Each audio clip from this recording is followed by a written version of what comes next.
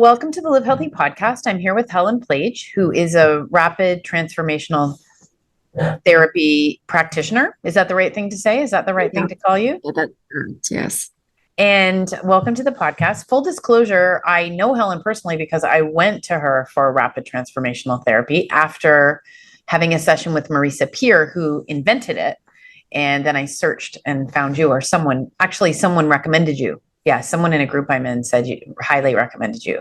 So I think we should just off the top describe for people what rapid transformational therapy is, and then we can get into why you might want to do it. Of course. So rapid transformational therapy is a specific process that's done using hypnosis.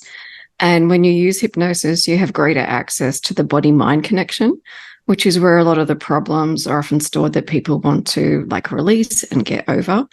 And essentially, it combines a lot of principles of cognitive behavioral therapy, NLP.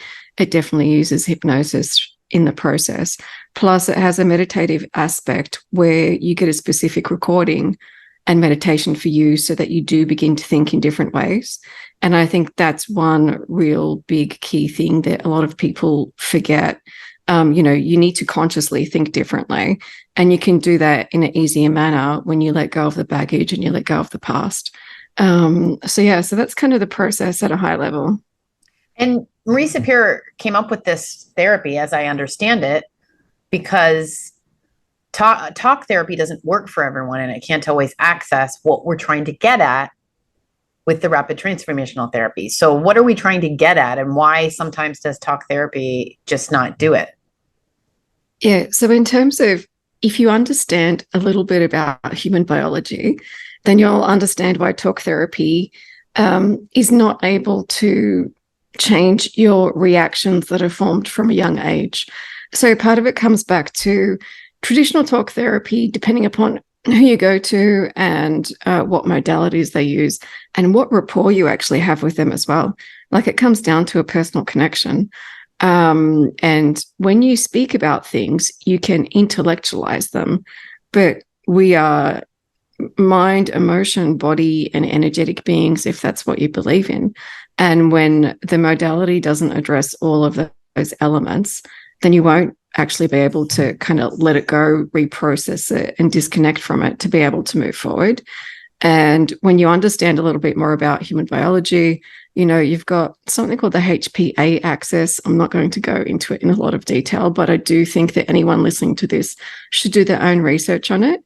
And essentially, it's what activates the fight or flight response.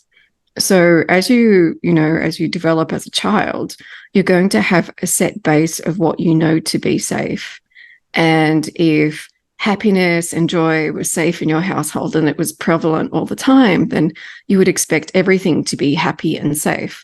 So when you go out into the real world, you're going to be traumatized because the real world's not happy and safe.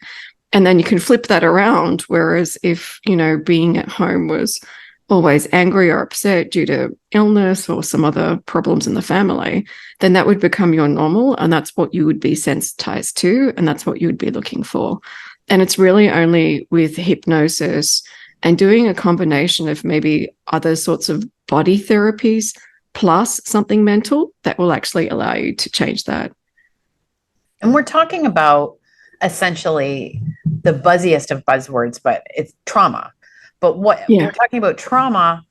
And I always say you didn't have to be chained to a radiator when you were a kid to experience trauma. There is a term called adverse childhood experiences. And I want to get into that a little bit. It's just, can you explain? It's just things that happened in your childhood that were not great, that you didn't process completely, that live in your body as an adult. Can you sort of, tell us about that? Yeah, of course. So the background behind ACE scores is that it was developed in an obesity clinic in the US. So it was for kind of middle white America with some Hispanic influences. But essentially, there was over 2,000 people in this study, I believe, and they wanted to understand what is it that all these people had in common from that childhood that resulted in them being obese. And that's how adverse childhood experiences came about. And essentially what happens is it's around either neglect, family dysfunction, or abuse. So in terms of, it could be an obvious thing. And like I say to clients when they come to see me, like, if you grew up with domestic violence, you know that that is wrong. And it's like going to a doctor and saying, I have a broken leg. You kind of know what you're going to have to do to help the leg heal.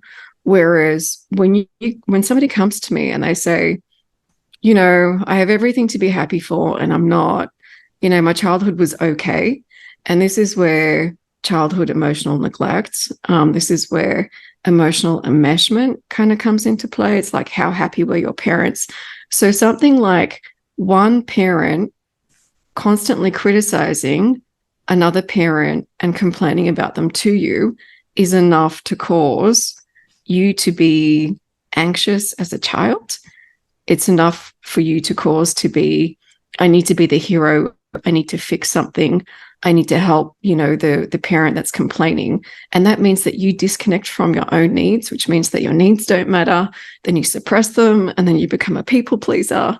And then this is why it's really important for everyone to understand ACE scores, because if they're not impacting you directly, they're impacting either your parents, a family member, a work colleague. And when you find somebody's not responding in an appropriate way to a situation, it's often because these triggers have been suppressed. And then when you get a stressful enough situation like a pandemic, then this kind of reactivates and re-traumatizes people. So it all comes up to the surface. Do you find there's a reluctance in people to even address that they have these in their past? Yeah, definitely. Like a lot of people don't want to believe that the past and the childhood is what's still impacting them. And, it comes back to, we know that most people have midlife crisis. And we also know that most people would agree that, you have a Pandora's box or boxes of things that you don't want to address. And essentially, this is just what I would say is the trauma that's living in your system and in your body that needs to be proactively addressed by you, unless you want to have some sort of crisis come into your life. So you're nodding your head. I'm like, yeah. So it's like all of that stuff gets buried. Is it in your subconscious? And is it affecting you in your conscious life? Like, how does that work? So what's a case study sort of? So in terms of what it does do is it creates rules and conditions and patterns for safety and behavior. So it's not that every single event will be stored, but it's more about when somebody speaks louder than me, I don't have any power. And then I carry that into my work life situation. And I get anxious when I speak up in meetings because everyone in the meeting has more power than me. So it's kind of stored in rules of behavior. And when you think about, there's 3 levels of the brain. So you have the prefrontal cortex, which is conscious executive functioning, which is what we're using right now. But then you have the emotional brain and then the reptilian brain. These are basic loose terms that most people would use and understand.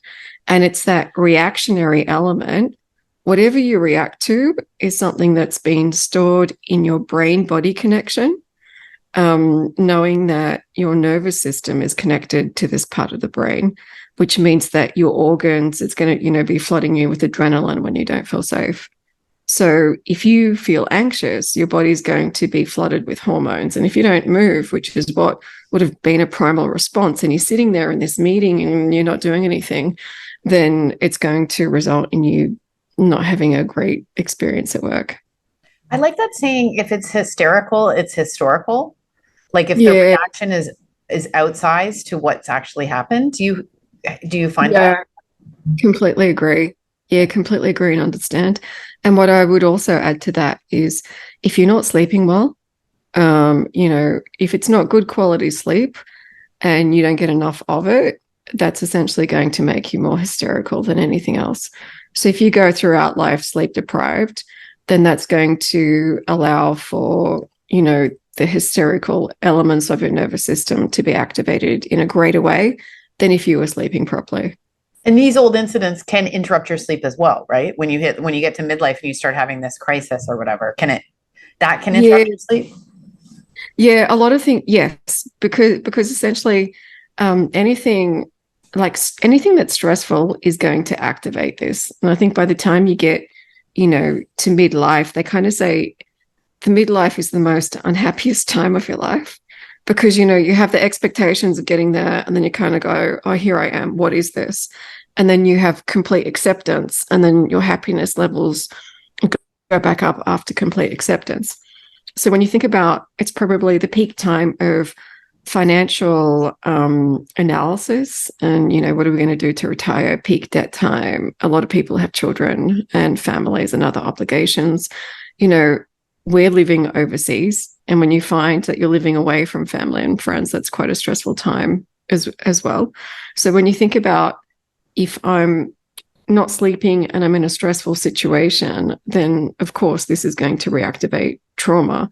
And I think what's been missing in a lot of medical practices and education over the years is that they've not really discussed adverse childhood experiences. Like if somebody had set me down 20, 25 years ago and kind of gone, hey, here's something that you need to understand about how humans evolve and develop. What if this is relevant to you? And here's how it might impact you down the line. And here are some things that you could look at doing in terms of what skills you need to develop, what you need to do for your body, how you can actually let go of these things. That would have been way more beneficial for me right now than having to go through a career change. It's like I've gone from business, VP analytical roles to emotional analysis, which is kind of what I do, emotional analysis and release. Well, this happens all the time because you get to the middle age and you wonder what you're doing and what you want to keep doing. And oftentimes when you go through this sort of metamorphosis, you can't keep doing what you've been doing, right? Like you're almost not able to. Did you find that? So I found that I got to a particular level where I didn't want to go any higher. And I was just replicating what I already knew. So there was no newness to it. Right. And when you go into a new environment and you're an established expert in what you do, the pace and the time in which you want to implement versus which is realistic for the business to implement, there's a disconnect there.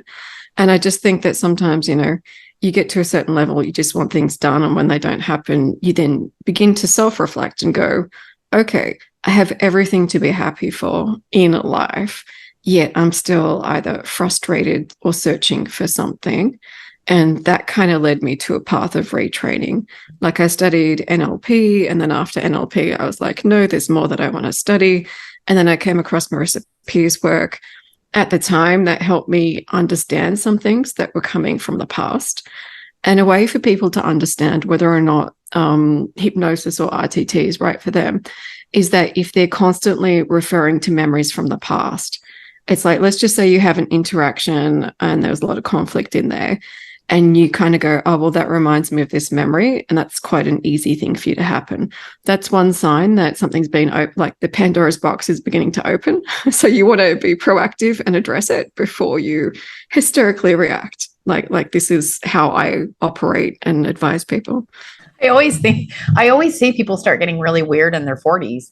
And I think it's because everyone's like a pot with the lid on it, and the lid is like clinging before the pasta or the rice boils over. Like that's kind of what it seems to me to be like a little bit. Yeah. It's exactly like that. And it's also like a volcano. You have like these key fundamental areas of your life. And when one of them just crumbles or collides with another in a negative way, the steam, the smoke, the lava, it all just kind of comes out in quite a destructive way as well. It's not in a way that you're managing it proactively. And to be honest, when you're in your 40s, you technically do have the skills to be able to navigate all of these situations. But when your trauma is triggered, you find yourself with, the vocabulary and sophistication of like a 5 or 10-year-old. Like in some situations, and you're like, how can I not express myself? I know all of these things, but yet I defer to really primitive primal responses. That is so interesting. Now, I have a friend who's from Lebanon who's always saying, what you guys like, I feel like this is a very white, like Western thing. And he sort of makes fun of me because he says, how many different kinds of coaches can you have? And is this something that other people like in the Arab region, is this also like, is this across cultures, or is this sort of a Western thing? Like, how does this work? Because if someone's grown up, we're talking about sort of privileged households, but with like, well, we're not talking about privileged households, but we're talking about privilege a little bit, right? Where you've grown up in a house where you had everything, all your needs were met, but your maybe emotional needs weren't met. But what about people who grew up in houses where they didn't have everything, or they just grew up in different parts of the world? Am I making any sense? Like, could you have any reflections on that? Yeah. So I have clients from all different sorts of nationalities, and it's not about, it's more about how confusing and how different your life was to everybody else around you than comparing it across cultures and nationalities. So as an example, in Lebanon, my clients will often come to me and say, oh yeah, I had a great childhood. And I'm like, well, did you grow up in the war? And they're like, yeah. And I'm like, okay, you define great childhood as growing up in the war. And you go, okay, well, that's going to just have a basic impact on what you define as safe or unsafe. Now, let's just say the parents were also arguing. That's an extra level and layer of what is not safe. And let's just say they had 20 other friends and families that were all the same, and they stay in that environment. And if they're contained and they stay in that environment and they stay in those dynamics, chances are they will be familiar with that, and they won't need to address it until they move out of that environment and they see a different life elsewhere. So it's more about, if everybody else was going through what I was going through, then I feel the same, and that means that I belong. But if you're the only kid that has divorced parents and everybody else has married parents, then that makes you outside the group, so you don't belong. And so it's more about the similarities and the differences than the absolute examples, with the caveat of the absolute examples do have an impact on the way they interact. I mean, when you think about some of these people, how loud are they? Do they speak over, do they speak over you? Are they hard to be around? Are they draining to be around, or are they energizing to be around? And yeah, you're smiling a lot now. So it does impact you. And also, one thing to say about ACE scores is that because it was developed in the US, it does exclude things like war and other, family trauma that's passed down. And, it's something that needs to be addressed and discussed. Okay, so walk us through your approach. Like, what can people expect if they come to you? Yeah, so if people come to me, I have like a pre-call with them. So I get them to fill in a form so that I understand what they want to achieve. And then we get on a call and I ask them about their background so that I can ask about the dynamics between, the family dynamics, the parent dynamics, what they were exposed to, and maybe what they weren't exposed to. Because sometimes people have misconceptions around, either what the process is, what hypnosis is, what it is like to work with me. And for some people, I'll get them in straight away. For others, I'll give them some homework to do, some reading, just based on where I would assess their readiness and openness for doing RTTs. And then we have like a 2-hour session where we do the deep dive and the release of the past and the reprocessing. And then I give them a meditation, and then we catch up in 3 weeks' time just to understand what's going on in their life and what's changed. So yeah, I can say you're really on top of it. Yeah. Like, you don't just leave. You're there, and you're like, are you doing the meditation that I sent you? Follow up with the meditation. Do people know always what you'll go back to a specific incident? I remember that. Do people always remember that incident? In the present, or no? So there's a couple of different ways. Some people don't have a lot of memories of their childhood, and they can still do this process because essentially it's about the feeling and the meaning that you gave it at the time. So I don't feel safe, I feel alone, and that means that maybe my life is always going to be this way, or I'll always have to modify who I am to be accepted. And it's really about understanding that in the mind. Some people go back to detailed memories, which is great for them because, it's what they expect, but it's not absolutely necessary. Like there's many different things that you can do while you're hypnotized. And RTT has about 4 or 5 different tools and techniques that you can do to help people access different beliefs and feelings to be able to let them go. Is there a danger zone? Like if people get really, really, really upset, like do you ever pull them back out of hypnotherapy? So it's not about, so that would be like 0.1% of like experiences where they would go back and feel like they were in the memory. And there's a very specific process that you take that person through. And it's about reminding them, they're in the room. So it's not about pulling them out. It's about adjusting their perception of the event so that they can process it and analyze it. But that's incredibly rare. Like it almost doesn't happen. And theoretically, you only need one or a few of these sessions, unlike talk therapy. Is that correct? Yeah. So it depends on how many areas you want to address. So as an example, if somebody's done talk therapy, but they're still very emotional and they've not had career success, then that sort of a person would need to learn skills. So they would have additional homework of going away, getting communication skills or whatever is deemed to be appropriate for that person. I have a form that people fill in, and there's about 15 different areas that I get them to rate themselves out of 10. When somebody comes in and they have more than 5 areas rated as a 10 out of 10, this is somebody who needs like at least 6 sessions to clear the base to understand where they are. So the way that I work is, you might tell me, I want to be a CEO, and I will advise you, let's just get rid of some of the baggage to understand if that's really what you want. Because you want what you want right now based on all of your past experiences that have not been processed. Yeah. And it's that what's not being processed is impacting you right now, which means that when you process it, you'll be like, oh, okay, I don't need to be the high executive. I have a lot of women who, once they go through 1 or 2 sessions of RTT, they're like, actually, I want to really love my husband and have a great marriage. And that's more important to me than getting the title, than having the career. And when you look at that in itself kind of says, okay, what do people really want and why do they want it? And when you remove the natural drivers behind what it is that they're chasing, then you can help them assess what they want. Well, do they want to be the CEO because they think at that point then everyone would listen to them and they'd finally have some power or whatever? Well, yeah, it comes down to all those things. Yeah. And I think it comes down to not actually understanding what a CEO does.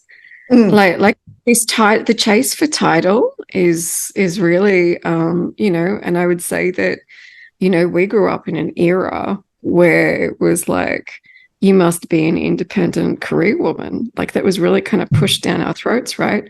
And I'm going to say in a somewhat emasculating way for men as well. And it wasn't about what skills do you need and how do you collaborate. It was more about you must do this, and it's not healthy. It's not healthy, and to be honest, it's not true to most women's nature. And I think they get to a certain age and then they kind of realize, actually, we weren't really told the truth. Yeah.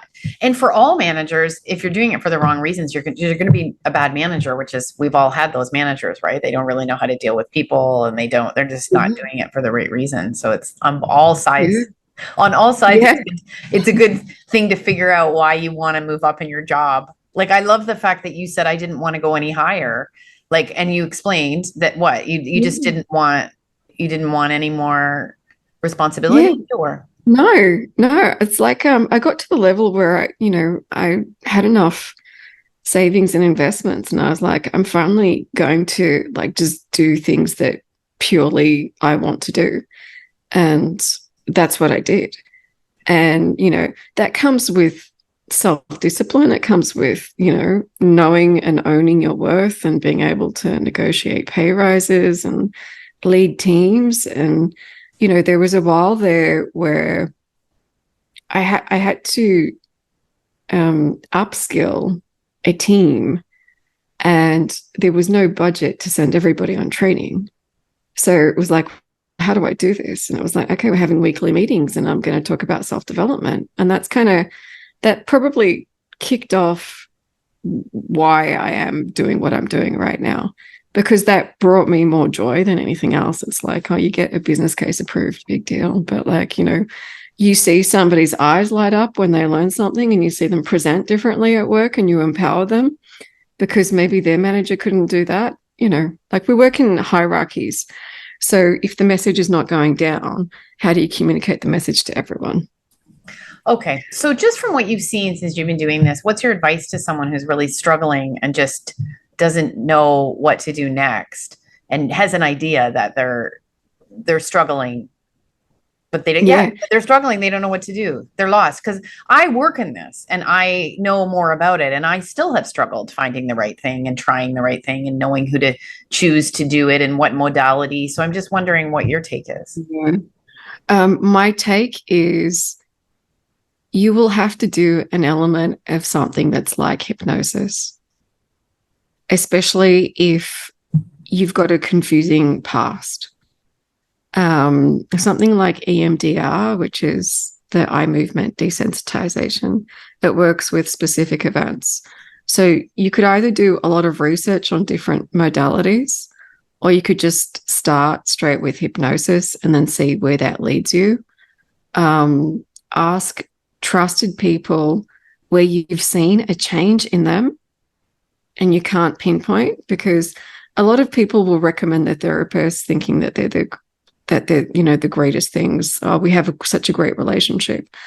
At the end of the day, you need to understand how much you're willing to be pushed.